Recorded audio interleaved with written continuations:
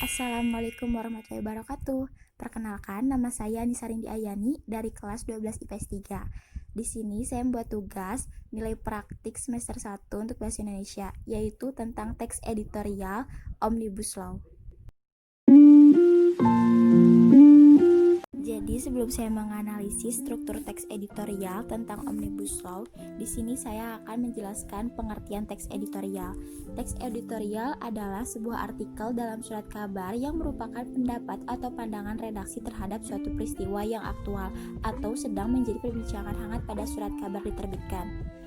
Teks editorial menurut teks Wikipedia adalah pendapat disampaikan melalui teks. Teks macam ini berisi analisis subjektif berdasarkan fakta dan data.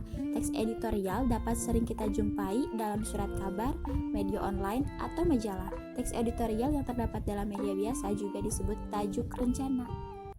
Memasuki periode kedua pemerintahan Indonesia di bawah kepemimpinan Presiden Joko Widodo pada tanggal 13 Februari 2020, pemerintah Indonesia mengajukan secara resmi rancangan undang-undang atau RUU Cipta Kerja sebagai rancangan undang-undang inisiatif pemerintah kepada DPR Republik Indonesia. Omnibus Law atau Undang-Undang Sapu Jagat adalah istilah untuk menyebut suatu undang-undang yang bersentuhan dengan berbagai macam topik dan dimaksudkan untuk mengamandemen, memangkas, mencabut sejumlah undang-undang lain. Pemerintah meyakini Omnibus Law adalah terobosan yang dapat meringkas proses pembentukan hukum, hemat biaya, hemat waktu, dan memudahkan harmonisasi beberapa undang-undang sekaligus. Nyatanya, alih-alih meringkas Omnibus Law, malah meringkus dan memberangkus warga sipil. Omnibus juga menghilangkan sejumlah aturan mengenai perlindungan lingkungan dan izin berusaha.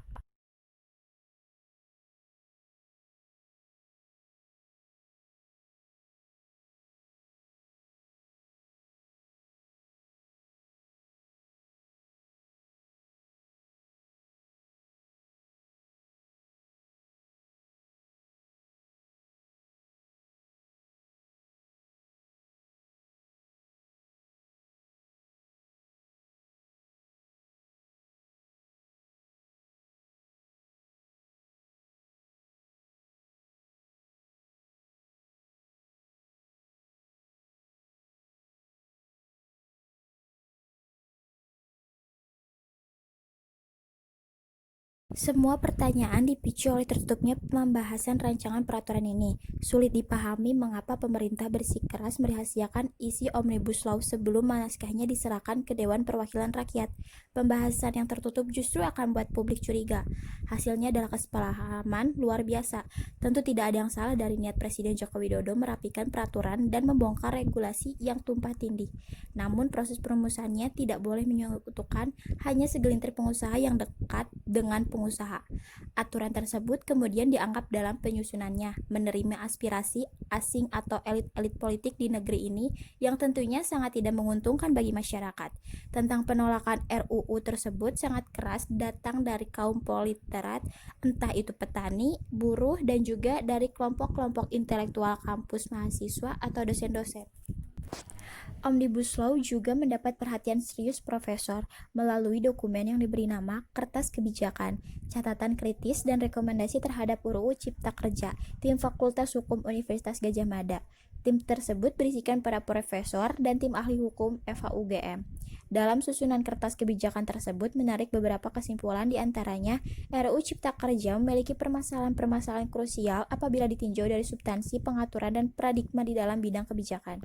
Jadi sangat jelas bahwa hadirnya RUU tersebut, Omnibus Law, sangat tidak sejalan dengan perjuangan bangsa, yaitu mensejahterakan masyarakat pribumi.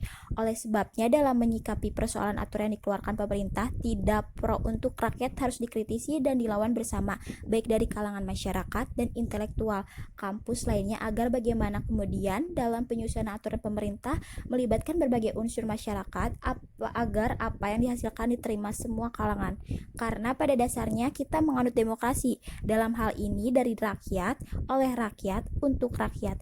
Sedikitnya ada dua alasan menolak RUU Cipta Kerja banyak bertentangan dengan asas-asas pembentukan peraturan perundang-undangan sebagaimana diatur dalam pasal 5 UU nomor 12 atau 2011, misalnya asas kejelasan pembentukan lembaga pembuat, asas kejelasan maksud dan tujuan.